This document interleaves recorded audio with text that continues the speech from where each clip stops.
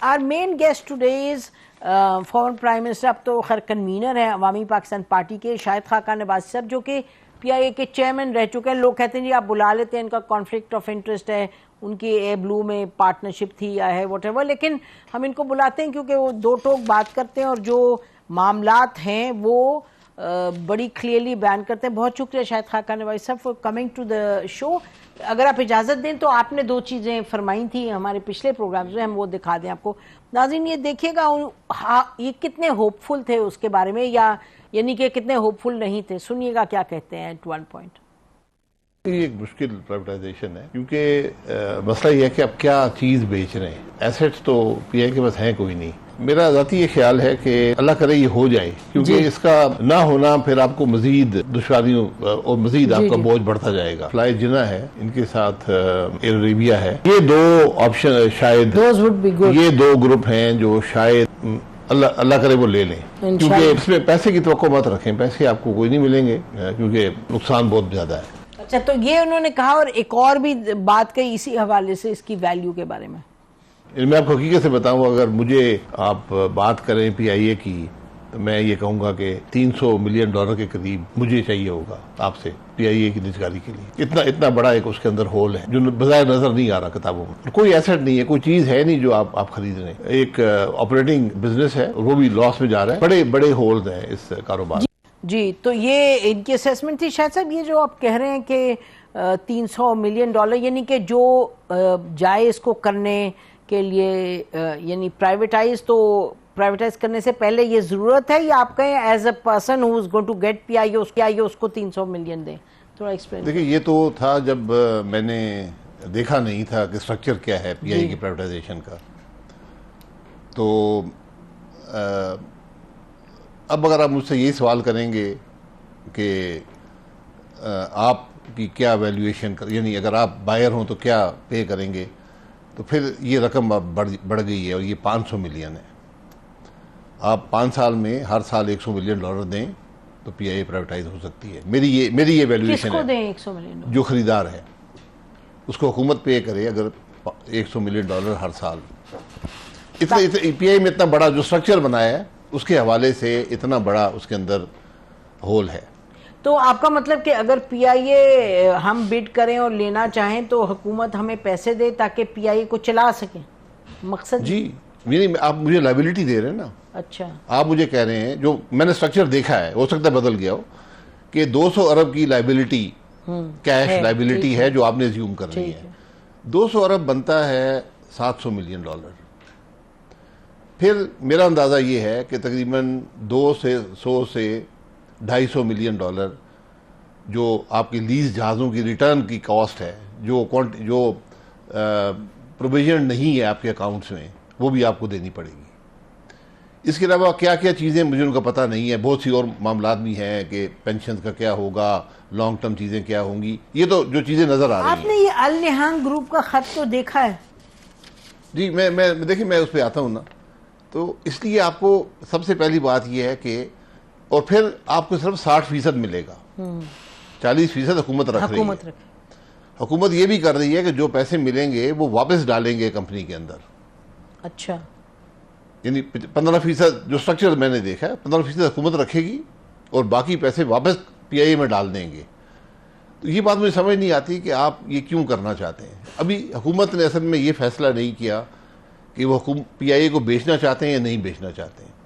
तो ये बिडिंग क्या थी? बिडिंग फिर आप 60% की करवा रहे हैं ना, तो जो बायर है वो हुकूमत से पार्टनर बनना नहीं चाहेगा। हुकूमत के डिसीजंस में एक देर होती है, एक मुश्किल होती है।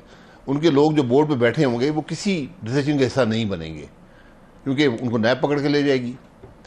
तो इसलिए पहले तो आप फैसला ये कर लें कि इसको 100% बेचें और ये तमाम लाइबिलिटी आप एज्यूम करें जो उसकी है, और उसमें से ये तमाम आपने जो रियल एस्टेट रखनी है, एसेट्स भी आप रख लें। PIA के पास कोई ऐसा 2 होटल्स जो हैं वो, जी वो तो पहले भी नहीं है, वो नहीं है। रियल एस्टेट पाकिस्तान के अंदर भी अक्सर नहीं है, कुछ उन्होंने छोड़ी हुई है। ये सब कुछ आप रख लें ताकि झगड़ा ना पड़े।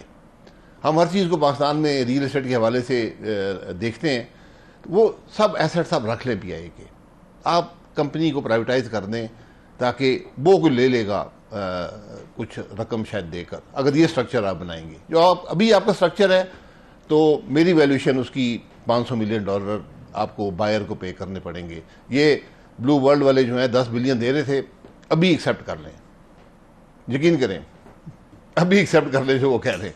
और यानी कि 500 जो मिलियन है वो नहीं देने पड़ेंगे आपको ब्लू जी वर्ल्ड? नहीं, वो तो कह रहे हैं हम 35 आपको 10 अरब देंगे, वो $35 मिलियन बनते हैं।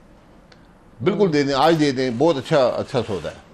तो जो अल नहांग ग्रुप ये क्या है कुछ अरे अल नहांग ऐसे बहुत से आएंगे, बिड प्रोसेस में हिस्सा नहीं लिया ना। मैं जो भी हूं, मैं बिल गेट्स हूं, तो मैं अगर बिड प्रोसेस में हिस्सा नहीं लिया तो मैं इसमें नहीं पार्टिसिपेट कर ये सकता। बताइएगा कि क्या हुकूमत के पास ये लीगल अथॉरिटी है to reopen the bid and say कि अच्छा और आ जाएंगे? जी बिल्कुल, वो इसको नई बिड करवा सकते हैं स्ट्रक्चर, लेकिन स्ट्रक्चर को मेरी राय है कि स्ट्रक्चर चेंज कर लें, 100% सेल करें। और फिर हुकूमत ने बहुत सी चीज़ें रखी हुई थी कि ये रूट्स भी तुम चलाओगे, ये बिजनेस प्लान भी इम्प्लीमेंट होगा, नाम भी नहीं बदला जाएगा। आपने देखा है स्ट्रक्चर? जी मैंने स्ट्रक्चर देखा है। तो वो ऐसी चीज़ें हैं कि जिसको कोई बिडर एक्सेप्ट नहीं करेगा।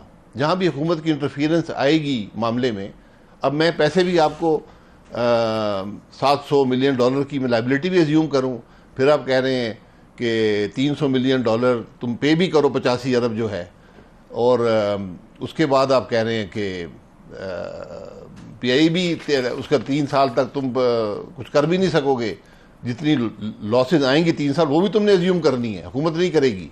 हुकूमत की 40% शेयर होल्डिंग रहेगी, तो 3 साल तक 100% नुकसान आपके खाते में आएगा। इस तरह ये प्राइवेटाइज नहीं जी, जो ग्रुप्स जो पुल बैक किए थे उसमें से इनिशियल प्रोसेस में से हमारी उनसे एक से बड़ी तफसील में बात हुई, तो उन्होंने हमें कहा कि जी इसमें तो सिविल एविएशन से भी हमें डील करना पड़ेगा, FBR से भी डील करना पड़ेगा, और हम इसमें नहीं पढ़ना चाहते बिल्कुल भी। जी, बिल्कुल। तो इस वजह से, लेकिन ये आप ये फरमा रहे हैं कि अगर अल नहांग ग्रुप को एंटरटेन करना चाहे हुकूमत, जो कि ग्रुप का भी नाज़रीन कुछ पता चल नहीं रहा, हुकूमत की तरफ से किसी से नहीं बात हुई, कोशिश करें बात, लेकिन जो सोशल मीडिया पे कुछ नहीं मिल रहा ऑनलाइन जिससे हम कहें कि मुसद्दिक़ा बात है। तो एक और ग्रुप का जिसका जिक्र किया है हमारे अपने रिपोर्टर्स ने, जिन्होंने इस पे कुछ रिसर्च करने की कोशिश की, उन्हें कहा जो अल अरेबिया ग्रुप है शायद अभी वो टोटली आउट नहीं हुआ from the bid, which is fly Jinnah group. देखिए बिड तो एक ही आई है, बिड दी ही एक गई है, तो फिर उसमें आउट हो नहीं, गए जो बाकी। इंटरेस्टेड पार्टीज का जो था इंटरेस्ट, क्या देखिए 6 पार्टीज ने EOI इंटरेस्ट दिया था, उसमें 5 ने बिड नहीं की। जी बिल्कुल। अब सिर्फ एक बिड आपके पास है, उसके अलावा आप कोई चीज़ कंसिडर नहीं कर सकते। ये प्रोसेस ये हुकूमत के पास इख्तियार है, अगर उनमें हिम्मत है कि ये प्रोसेस ख़त्म कर दें और एक नेगोशिएटेड डील से PIA को प्राइवेटाइज करें। ये क्या हुआ, एक्सप्लेन करें। ये ख़त्म कर दें। हाँ, ये तो खत्म हो गया ना, आपको एक्सेप्टेबल नहीं है 10 अरब की बिड। खत्म हो गया। अलग मैं आज भी कहता हूँ कि मान ले तो अच्छा है, बेहतर है। नहीं, अगर शायद अल नहांग पता नहीं क्या, नहीं, अल नहांग बहुत से अल नहांग दुनिया में हैं। अब आपने अगर करना है अल नहांग मसला आ गया मसलन या अल अरेबिया, तो आप हुकूमत ये बिड का प्रोसेस खत्म कर दे और एक नेगोशिएटेड कैबिनेट जो है नेगोशिएटेड प्रोसेस की इजाजत दे दे कि प्राइवेटाइजेशन कमीशन जो है वो नेगोशिएट करके PIA की सेल कर दे, किसी भी पार्टी से। जी 85 अरब पे सेल कर दे। 85 अरब आपने बिड प्राइस 85 अरब पे सेल करने हैं, जो इंटरेस्टेड पार्टी नेगोशिएट करके, ठीक। नेगोशिएट करके, ये एक तरीका है इसको, ये ऑप्शन है। या फिर बिड के जो पैरामीटर्स हैं उनको मुकम्मल तौर पे बदल के बदल के आप इसको करें। ठीक है, 2 ऑप्शन है। ब्रेक लेते हैं नाज़रीन, ब्रेक के बाद वापस।